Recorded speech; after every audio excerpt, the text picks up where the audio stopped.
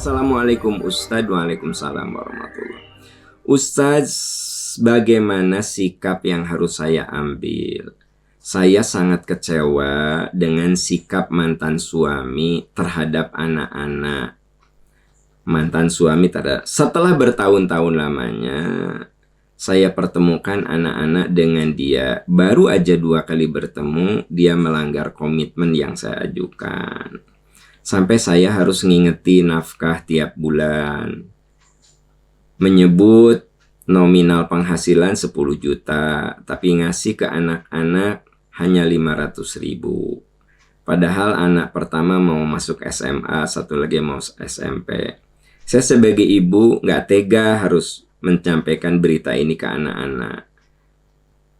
Harus bagaimana saya? Gini Bu, ya. Sebenarnya kalau ibu terlalu berharap, jadi gini, kalau memang ibu bisa menafkahi anak-anak ibu, nafkahi saja.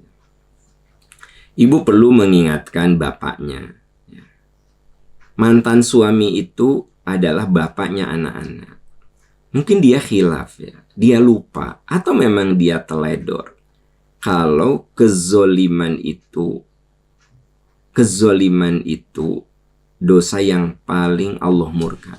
Inna dzulma dzulumatun yaumal qiyamah. Sesungguhnya kezoliman itu benar-benar akan menjadi kegelapan di hari kiamat.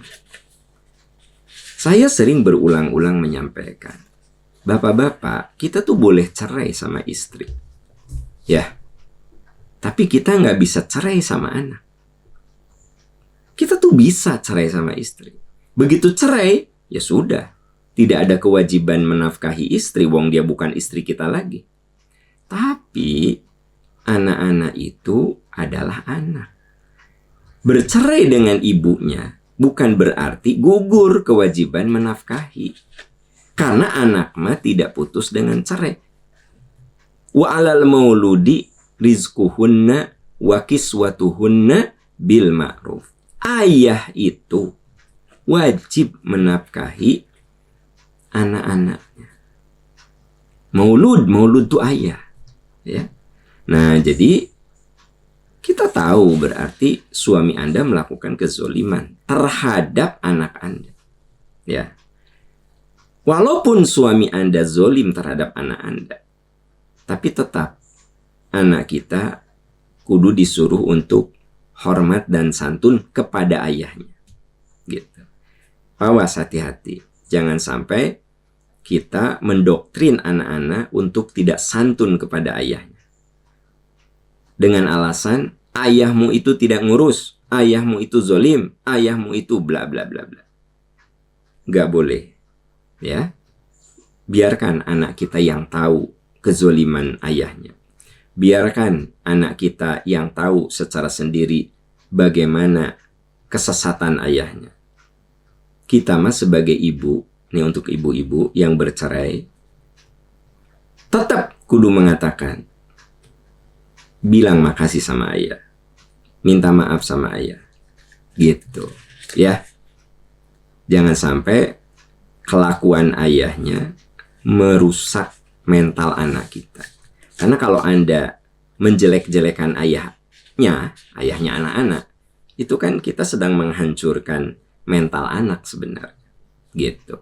Bahwa makin dewasa anak itu makin ngerti bahwa ayahnya itu zolim, yaitu kesimpulan mereka, bukan diarahkan oleh kita. Nah itu catatan. Ya ibu merasa kecewa, ya itulah. Kalau berharap sama orang itu akan titik kecewa. Makanya Allah berfirman, walau annahum radu ma atahumullah wa rasuluh. Sekiranya mereka benar-benar ridho menerima, ya. Artinya apa? Oh, ini ujian saya di sini, gitu. Walanabluwannakum bisyai'in minal khaufi wal ju'i wa naqsi minal amwali wal anfus wa thamarat wa basyiris sabirin. Bergembiralah orang yang menerima kenyataan bahwa itu adalah bagian dari perjalanan hidup yang harus Anda lewati. Allah menakdirkan ujian Anda mantan suami, yaitu dia tidak bertanggung jawab kepada anak-anak Anda. Ya berdoalah, bermohon Anda bisa dapat rezeki. Rezekinya tidak harus lewat mantan suami, lewat Anda saja gitu. Ya memang saya paham ini pasti berat ya. Tapi maksud saya kalau ibu punya penghasilan, sudahlah, tidak perlu berharap kepada suami. Ada seorang ibu cerita ke saya, Pak Am, saya teh sering kecewa ya. Anak-anak teh semua teh dari saya, Pak Am. Biaya sekolah, bapak nama teh tanggung jawab. Saya bilang, ibu bersyukur sama Allah, ibu diberi jalan rezeki.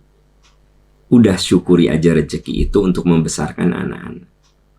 Biarlah seluruh pahala nafkah anak itu tumplek sama ibu semuanya.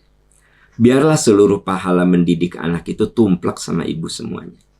Kalau ibu ngomel-ngomel ya tentang bapaknya anak-anak yang tidak tanggung jawab, apalagi ibu sering menyampaikan itu kepada teman-teman Anda, sayang bisi itu teh amalan ibu jadi rusak. Saya bilang gitu.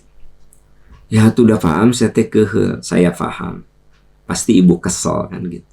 Jadi ibu ini bekerja di satu perusahaan, bercerai ya. Memang suaminya teh tanggung jawab. Akhirnya semua dibiayai oleh ibu ini, oleh ibunya, ya gitu. Tapi si ibu ini sering menggerutu gitu, ngomong sama temennya, mantan suami saya ya, itu sugan inget ke anak, enggak ada, gitu. Sekarang usum bayaran sekolah, sugan inget, enggak ada. Saya bilang, udah bu, gak usah terlalu banyak ngomong begitu. La tubtilu shadaqatikum bil manni wal adha. Jangan kamu hancurkan amal baikmu itu, amal solehmu itu dengan omongan-omongan yang menyakitkan atau pamer-pamer perjuangan dan penderitaan kita. Nggak usah. Kenapa? Ya sayang ya tuh. Kata orang Sunda mah lebar lah, sayang gitu ya. Jadi gimana? Kita mah hanya berharap dari Allah. Saya berulang-ulang mengatakan jangan bergantung harapan kepada manusia. Karena manusia mah bisa khilaf, bisa lupa, bisa nggak tahu diri, kan macam-macam, ya nggak? Tapi kalau kita berharap sama Allah, Allah mah tidak akan pernah lalai dengan kebaikan kita. Sampai ayatnya itu disimpan di surat-surat yang pendek. Faman ya'mal mithqala dzarratin khairan yarah. Jadi bukan di ayat-ayat yang panjang-panjang, supaya kita ini hafal. Siapa yang berbuat baik sekecil apapun, khairan yarah. Kebaikan itu Allah akan tampakkan kepadamu, Allah akan hargai. Kenapa coba? Ayat itu disimpan di surat-surat pendek, di juz amma, dan mungkin itu rata-rata dihafal oleh kita. Kenapa?